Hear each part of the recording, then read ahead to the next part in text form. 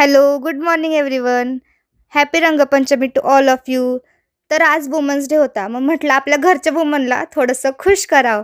पण माहिती नव्हतं खुश होईल का चिडेल. म्हणून आम्ही तिच्यासोबत एक प्रँक करायचं ठरवलं. तिला होळी खेळायला आवडत नाही तर आम्ही तिला कलर लावला. पण फायनली ती खुश झाली. अशी चिडली नाही माझ्यावर, वाचले मी. त्यानंतर मी थोड्या वेळ मस्ती केली, जरा वेळ बसले आणि ह्या आमच्या मॅडम आज फिरायला जायचं सुट्टी आहे म्हणून म्हटलं घरातलं काम करून जा. रोज रोज मी नाही करणार.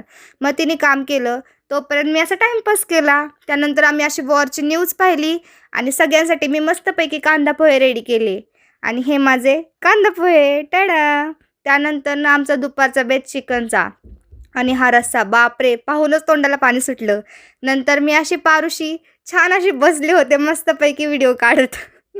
त्यानंतर हा माझा डिटॉक्स ज्यूस. नंतर मी मस्त फ्रेश झाले आणि मम्मी शॉपिंगला गेली होती, तर ही मम्मीची शॉपिंग.